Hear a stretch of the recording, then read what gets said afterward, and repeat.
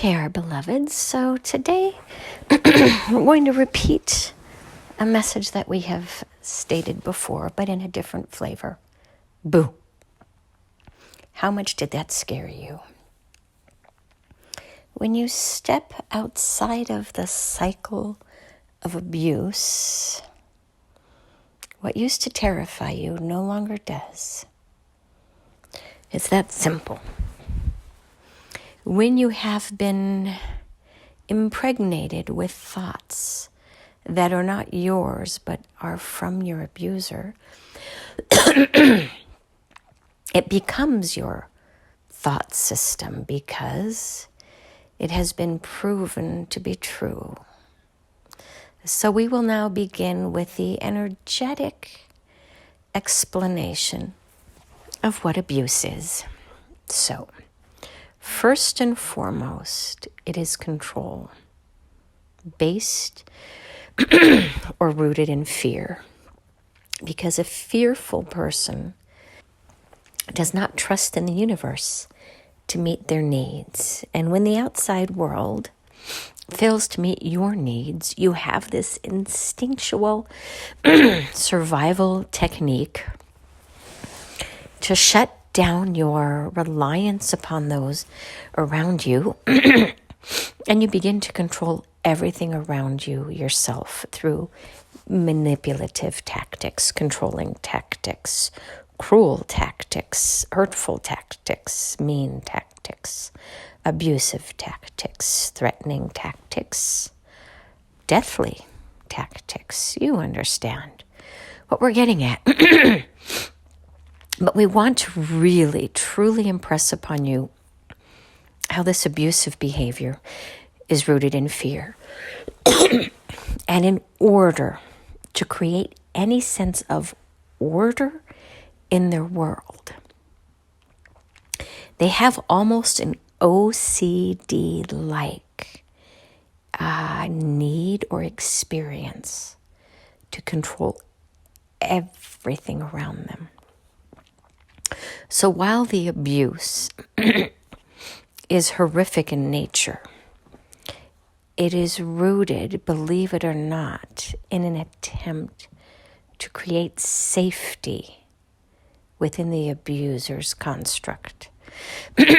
However, it has not really been seen or recognized as such, and therefore your treatment modalities have not honored that particular broken essence of the perpetrator. And we wish to share from our unique perspective and our another's unique perspective as the channel to teach you all how you are being pulled through the eye of the needle now. These abusive behaviors are being exposed through many, many expressions, such as through slave labor, right? Abusive tactics used in the farming industry, in the manufacturing industry, in the shipping and sales industry, such as the large vendors that you purchase through online. That is abusive behavior, where people have to wear diapers and soil themselves in order to keep their jobs. That's unhealthy. That's abusive, and it must stop. When people have such anxiety within their own bodies because they're under such time pressures to meet the deadlines within their job on a daily basis, it is unhealthy for their central nervous system and will destroy their ability to interact with the world, to treat those around them with any respect and dignity. It will lower their immune system.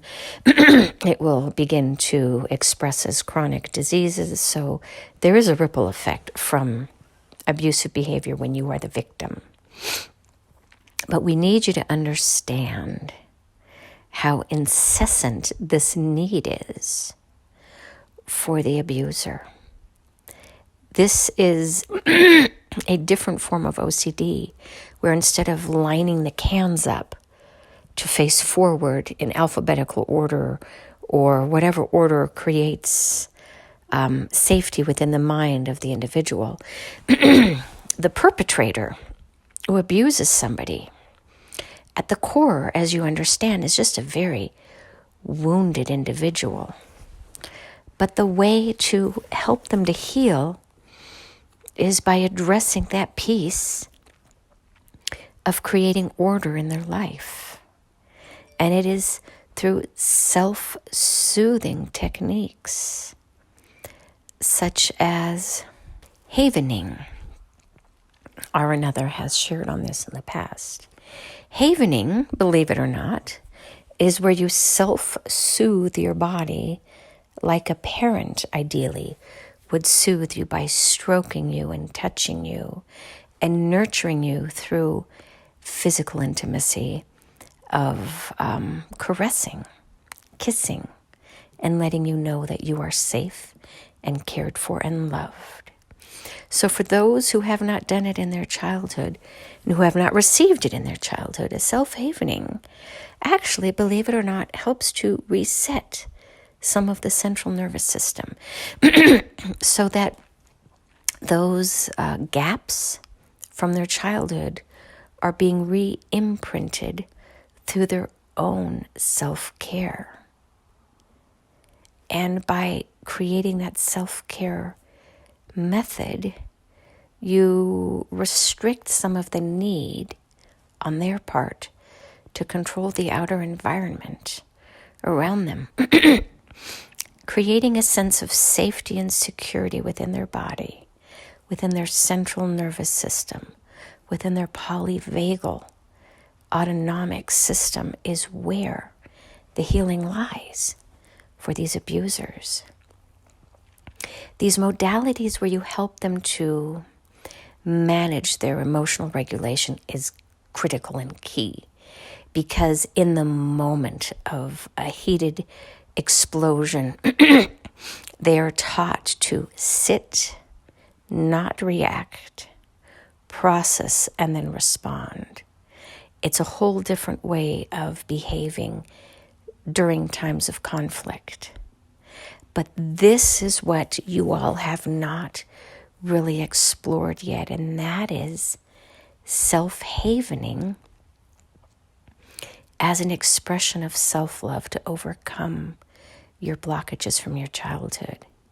Because as you soothe you during times of stress as well as conflict-free times, meaning that all is well, all is well, all is well, you are creating a different imprint within your soul just by showing up for yourself now in a way that your caregivers were unable to. Maybe they didn't feed you. Maybe they just simply neglected you and made you cry yourself to sleep because you were supposed to ferberize yourself to self-soothe. But a child, a young infant, does not know how to self-soothe because their ability to survive is so interconnected with their caregivers. And yet their caregivers are trying to teach them resiliency by neglecting them. And look how well that has worked for you. So at this point in time in history, we really want to encourage everybody to show up for themselves in a way that you were not honored when you were young. And so if that meant that you were not told that you are loved, that you are smart, you're intelligent, that you are caring, then tell yourself that to override the imprinting of what you heard from your caregivers. But more importantly, if your parents or caregivers were not able to just hold you and soothe you through touch, and you don't really like to be touched by strangers because there is this repulsion of intimacy because you were taught that intimacy is unsafe, it's unworthy, it's unreliable. And you do other self-soothing techniques, which probably are not helpful. We're thinking drugs, alcohol, prostitutes, porn, over-exercise, overwork, creating conflict with others because somehow getting your endorphins high like that through fights and conflict and drama brings up that feeling of safety and security from your childhood because it is what was so familiar. Now we're encouraging people, just Google self-havening and trust us when we tell you there is an importance to our message today. This has not really been brought up as a conventional modality, and it needs to be explored more.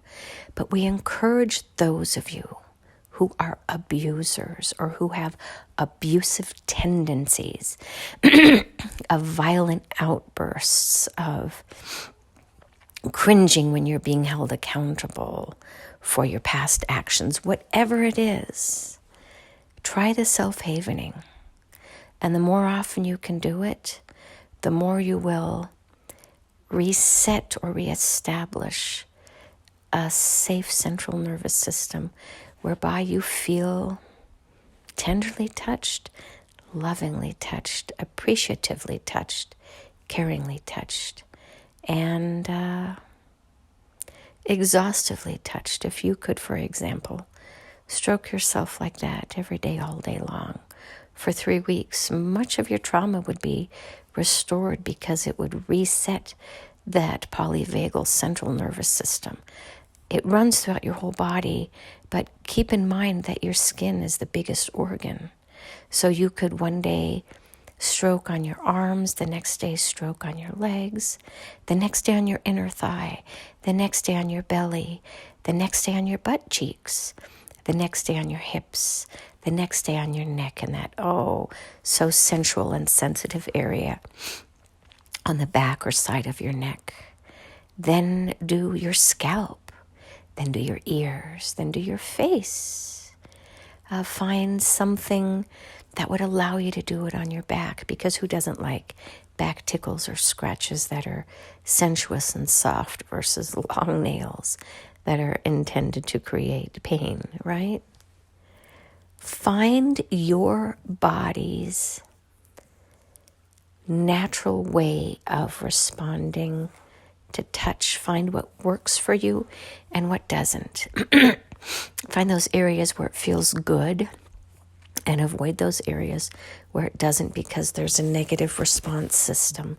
But with time, as you continue to do sensory imprinting within your body, those more sensitive areas that didn't like to be touched will relax a little bit as well, because your whole system will be re-regulated in a place of trust.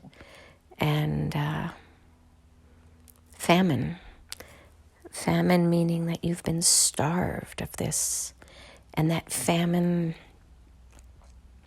belief system of that you're not cared for, that there's nothing out there that will care for you, and that you're on your own and must do this, which creates a desert-like experience for you. As you begin to reset it, you will begin to understand what famine really is. And famine is not abuse. Famine is not neglect. Famine is merely where there are no resources to meet your needs in that moment, and not where you have been neglected. So we encourage you all to consider this. And for each and every one of you, we're telling you, you were never tenderly held as much as you would have liked to. So the self-havening is good for everyone, but it is just especially good for those of you who have victimized others. And therein lies our message for today, to bring more awareness to what options are available to heal from abuse for both sides, the victims as well as the perpetrators.